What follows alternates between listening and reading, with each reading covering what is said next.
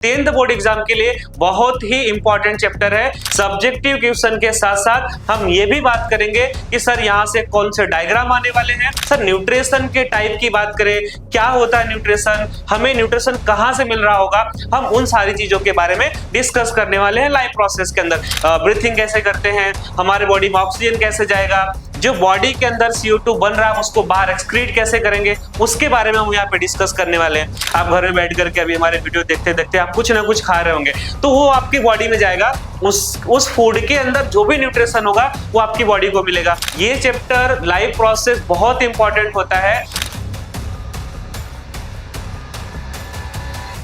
Hello बच्चों, आपके exam को ध्यान में रखते हुए मैं आपके लिए लेकर के आया हुआ हूं विक्ट्री शॉर्ट, जिसके अंदर हम लोग कंप्लीट बायोलॉजी के सिलेबस को कवर करने वाले हैं। आज हम लोग यहाँ पर बात करने वाले लाइफ प्रोसेस की। लाइफ प्रोसेस के ओवरव्यू में हमें क्या समझना है, हम लोग यहाँ पर बात करेंगे। देखो, लाइफ प्रोसेस जो है वो आपके बोर्ड एग्जाम के लिए, आपके 10th बोर्ड एग्जाम के लिए बहुत ही इंपॉर्टेंट चैप्टर है, जहां से बहुत सारे MCQ, बहुत सारे सब्जेक्टिव क्वेश्चन और डायग्राम यहाँ से आने वाले होते हैं। तो हम लोग लाइफ प्रोसेस के अंदर सब्जेक्टिव क्वेश्चन के साथ साथ हम ये भी बात करेंगे कि सर यहाँ से कौन से डायग्राम आने वाले हैं, हम उस पर भी बात करेंगे।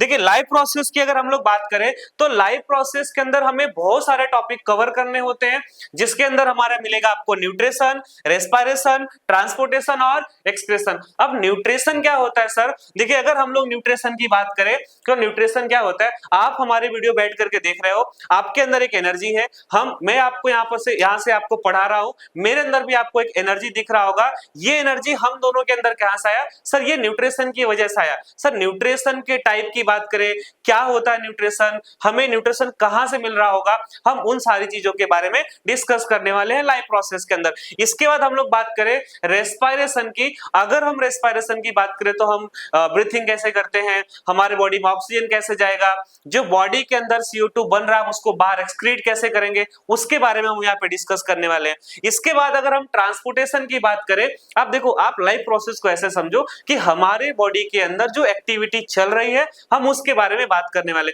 आपको न्यूट्रिशन चाहिए, इसलिए आपने फूड मटेरियल यूज किया, ठीक है, आप घर में बैठ करके अभी हमारे वीडियो देखते देखते आप कुछ ना कुछ खा रहे होंगे, तो वो आपकी बॉडी में जाएगा, उस फूड के अंदर जो भी न्यूट्रिशन होगा वो आपकी बॉडी को मिलेगा। आप बोलोगे सर बॉडी को कहां से मिलेगा, वो तो हमारे पेट में गया है, वो तो हमारे स्टमक में गया है, स्टमक के बाद वो आपके इंटेस्टाइन में जाएगा, इंटेस्टाइन में उसका डाइजेशन होगा, डाइजेशन होने के बाद वो उसका एब्जॉर्प्शन होगा और वहां से वो आपके ब्लड में जाएगा, और ब्लड में जाने के बाद ब्लड उस न्यूट्रिशन को पूरे बॉडी में हर एक सेल तक उसको सर्कुलेट करेगा। इतना सब कुछ होने के बाद आपने फूड यूज किया, आपका फूड डाइजेस्ट हुआ, वो पूरे बॉडी में, आपके पूरे बॉडी में वो न्यूट्रिशन सर्कुलेट हो गया।